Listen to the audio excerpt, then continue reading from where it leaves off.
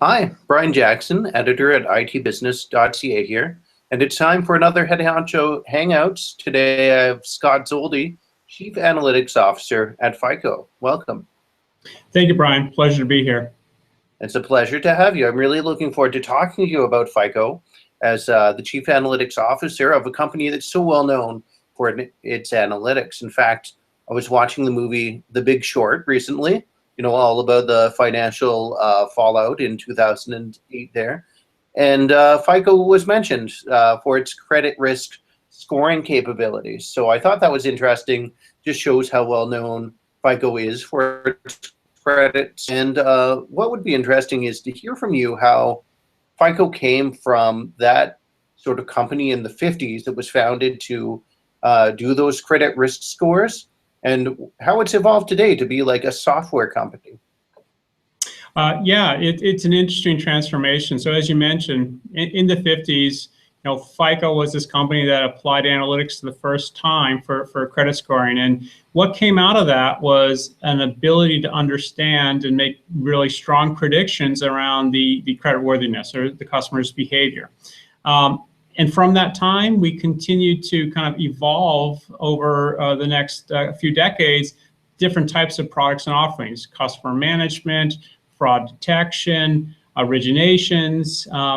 And we got to a point where we said, we can continue to develop these analytics around core algorithms of customer behavior, but given the broad breadth of applications out there for this sort of technology where you understand the customer behavior and make predictions and use it in business value, that there's a much broader business for us. And so today, for example, we make these available, a lot of these algorithms available as tools in our decision management suite so that the same tools that we use to develop our products, our customers can develop. And so it's really around making these technologies available to solve all the breadth of problems that they can be pointed at. Yeah, that's interesting. It's almost like an API type of approach where you're taking the internal tools that you developed and now licensing them for others to use through this software.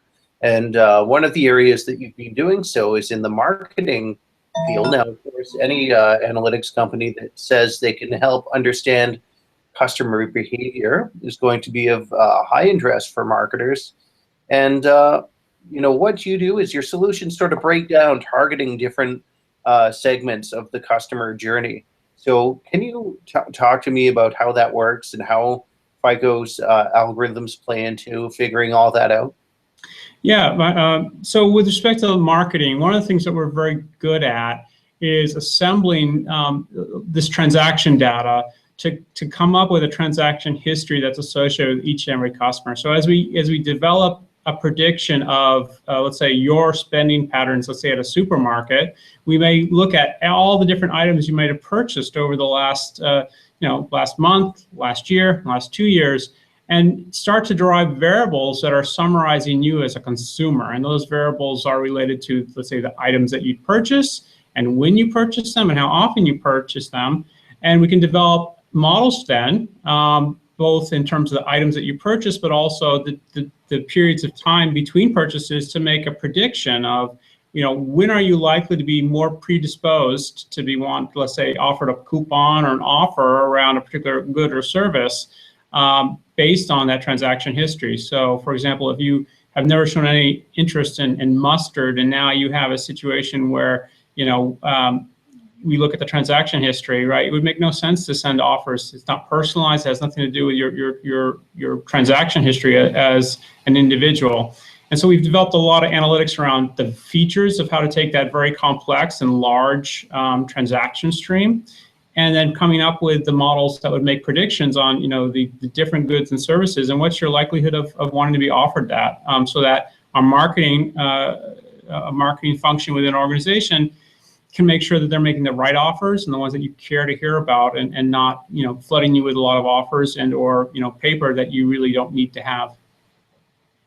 Yeah, that's a great example that you used there with the mustard, because I've written about FICO and its work with Loblaws, which is a big Canadian grocer here. So they launched this loyalty app where you can get the app on your phone, and then you load these offers, right? So you get more points if you buy certain items.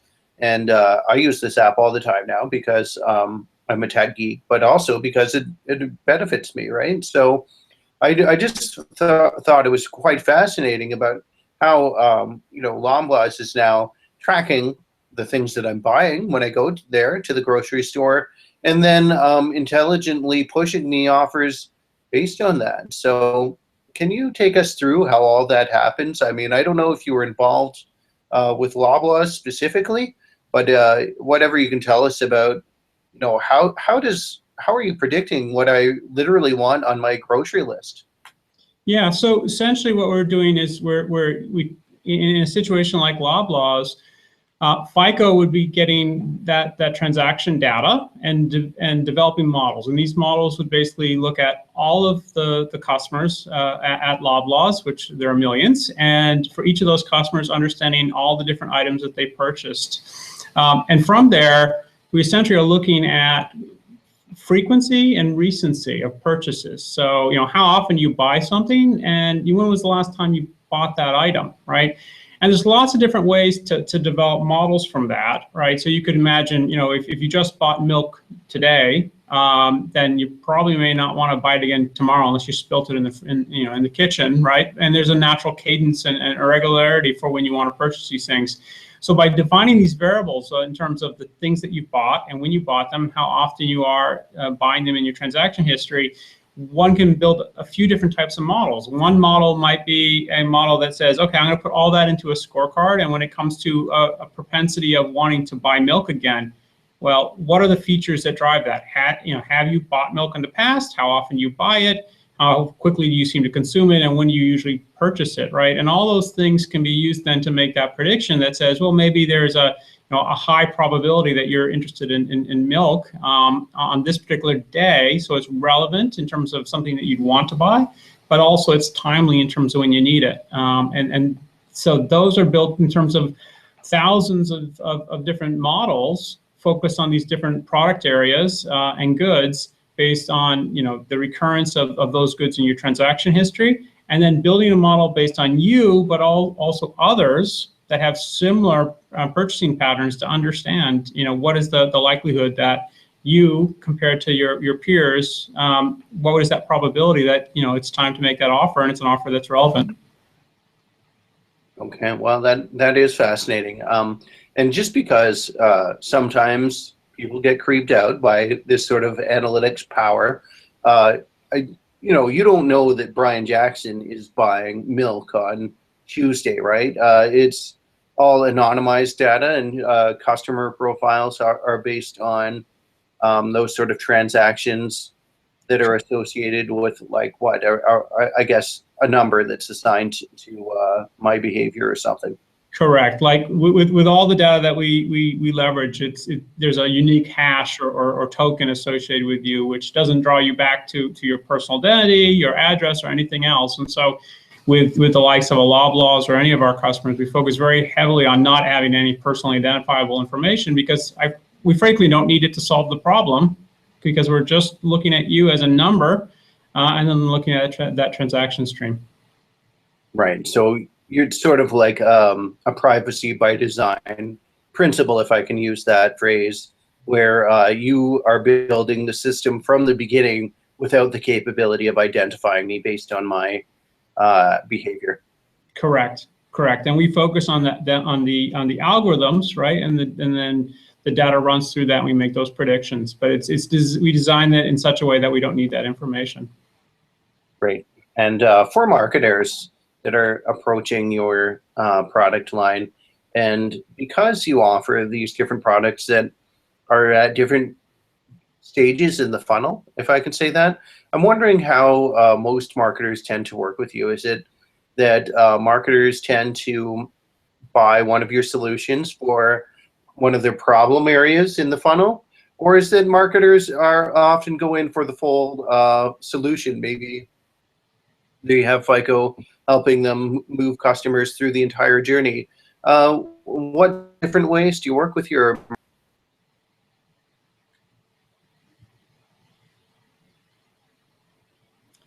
I missed the last part of that, but in terms of the customers that we work with, there's a range, and it kind of depends on the level of sophistication of the marketers that we work with and sort of problems they solve. Some are very, very sophisticated in terms of working with the data already, and they're really focused on, the kind of leading algorithms that we would use to kind of make these predictions related to, let's say, what are the specific items that maybe want to be purchased, right? And so we would be engaging with them to develop a score that would provide those propensities. And then we typically would wrap around that on a lot of consultancy and optimization algorithms, because even though we may know who should be offered what, right? There's only so many offers that can be made. There's only so much goods on the store shelves, and so there's some optimization that has to be involved in this with respect to constraints in terms of the goods. In other areas, the models are going to be potentially a little less sophisticated. Maybe the problems are a little bit not as difficult, and so, for example, a marketer may not be focused on the SKU level information and that level of detail, but they might be more interested in terms of, okay, Scott's made a purchase at the store. I don't necessarily have the visibility in terms of what was purchased, but I know something about Scott. I know he's a loyal customer, and how can I derive more information in terms of how to engage with him differently, right? In terms of potentially bringing offers in, seeing his reaction to those offers, and then kind of trying to engage him from that perspective. And then there's another whole set of marketers that are focused on working with us around providing additional insights to customers. And so we have new technology that we're focused on in terms of the development of what we call archetypes of behavior. So it's essentially looking at consumers in a very different way, where we say, okay, we have this transaction history. We can make predictions about what items you might have a propensity to buy. But these archetype analyses basically say, well, okay, Scott, or this number that represents Scott, is a set of these archetypes, and these archetypes will give them some insight in terms of the types of goods, also give them insights on whether or not my spending behavior or my interaction with them is changing over time. Maybe I'm becoming less involved as a customer and I'm starting to attrite to someone else. Maybe I'm deeply kind of engaged and I have a very regular sort of pattern, right? And so these are other kind of analytic insights. So it goes across the board in terms of the types of analytics, and it really comes down to, for us, what is the amount of data, the size of the data? Are we talking, tens of millions of transactions a day that we're going to be analyzing because we know everything that's within the basket? Or are we looking at customers that have less information that they want to use in those marketing decisions, and maybe looking for different insights in terms of how to cluster or do customers into different segmentations? That does sound like a really powerful way to segment your customers. I love that idea of having like customer archetypes and seeing what you can learn based on grouping different behaviors together. It occurs to me FICO has a very different approach compared to the numerous other software options that marketers have on the market these days. What would you say is your main differentiator? For us, and for almost everything we do at FICO, it's the core analytics. From a FICO perspective, we hold hundreds of patents and patents pending in analytic technology, and so we bring all that expertise over the past 60 years in terms of how to build a really high quality model with the data that's available, and to build a very, very highly predictive sort of analytic, whether it's a prediction, whether it's prescriptive and insight about customers, like the archetype analysis that I mentioned. Those are core differentiators. And in recent years, it's also around a lot of the analytics that kind of facilitate dealing with the size of the data and scale of the data and insight around the data. So, but the main core is for us is analytics, and that's really a pretty differentiated spot for us in this area. Yeah, so it all goes back to the analytics. Now, marketing isn't the only line of business that you've been targeting with your software. You've also got into cybersecurity, and I mean, fraud has been one of your areas of expertise for a long time, but now you're actually saying that your software can actually detect like malicious behavior from computers. So that's interesting. Like, now you're not talking about the behavior of people anymore. but the same algorithms are being used to understand computer behavior and understanding when there's some sort of threat that's in the system. So how long has that been in development, and how is that different from understanding how people are behaving? Yeah, so we've been working on that for about 3 years now, and we're actually, we have a model that's out there from a GA perspective, and we have a larger system with which wraps all the software around it coming out soon. It's a really interesting sort of view that we have around the cyber analytics. One of the things that's really clear, right, when we follow the news is that, the current methods of stopping a cyber attack are just not working, right? And so there's been this over-reliance over the past years on signature-based models, right? And so we know those don't work, right? There are a set of analytics around heuristic analytics. Essentially, did event A happen after event B, after event C, and there's some notional method of whether or not that's risky or not.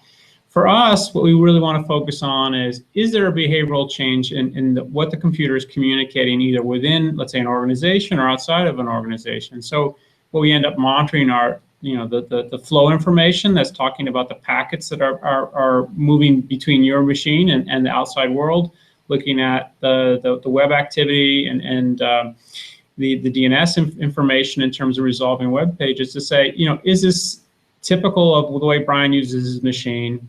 Is it typical of the services that are on his machine that are constantly communicating with the world, right? Or is it atypical? And it turns out that your machine behaves very similar to the way you would if you were using your credit card and to make purchases, or if you were going to the grocer to buy things.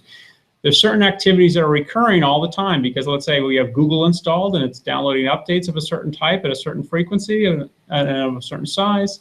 There are certain things that we do in our lives, in our professional lives, and potentially things we do with our computers outside of our professional lives that really characterize us as users. And we can develop this profile of essentially what are typical behaviors in terms of the traffic that flows in and out of the machine, what are the typical destinations. But in addition to that, using things like that archetype analysis again to say, this machine is acting like a developer's machine. Why is it out starting to change? Why is it starting to try to talk with an HR machine or a billing machine, right? And these things in terms of single events may just be lost in the noise. But when we look at some of these behavioral analytics and the archetype changes, it points it out, like a sore thumb, that this is a set of traffic that is completely inconsistent with the way that this machine has been used in the past and the way that Scott typically uses the machine. And it may be an indication of malware or of someone that's kind of infiltrated the machine, because it's not focused on looking at a particular signature of how the attack occurs. It's just focused on what is the typical way the machine's used. And then as cyber criminals come in and they're extremely sophisticated and they're probably poking around most organizations today, if Scott, it's very difficult to replicate Scott's behavior if you don't know Scott very, very well in terms of how he uses his machine, right? The same way it's very hard maybe to replicate your spending behavior with your credit card if I don't tail you around, right? And so these are things that we're very good at, and it actually applies to machine data as well as it does to human data. Okay, well, that's an interesting approach to cybersecurity too. One thing I wanted to ask you about was some news that was on your website, and it was about patents. So FICO was awarded a couple of new patents for an area called adaptive analytics, and that was a new term for me. So what are adaptive analytics? What are those patents about? Yeah, so it's an area that we developed first in our fraud analytic area. So adaptive analytics is focused on a set of technologies which we've developed over the past decade, which are called self-learning models. So when we think about building analytics, we generally think of having a data set with tags, and we take the historical data set, we have the outcomes, and we can develop a model, and we can look at the performance of the model on these tags. And in the areas of fraud, we have really great data, and as you mentioned, we have a very strong presence in that area, and we can build these models, right? In production, fraudsters change their tactics. They're not going to act the way they did last month because they're trying to constantly evade and move around where the model is the strongest. And so these adaptive models sit on top of this base model, and as attacks occur and as the tactics change in terms of how fraud is committed, the adaptive model is tuning or changing the base model score to be most predictive in terms of how, let's say, a bank is being attacked by fraud right now. And so, that's one application. Yet another application is a really important one when we look at Internet of Things and cybersecurity. It's an interesting scenario that, if we wanted to build a model in these areas, historical data may not be relevant whatsoever, right? Because the data is changing and the tactics are changing so quickly that the model needs to self-learn. And we've developed a lot of technologies around models that are aware and intelligent enough to look at data as it streams through, calculate and understand what are the risky parameters in that data and in the variables, let's say in the profiles, and then develop models that are weighted on very little feedback from, let's say, an organization or so on using that model to kind of come up with optimal solutions in these kind of what we call zero data environments where we really don't use historical data.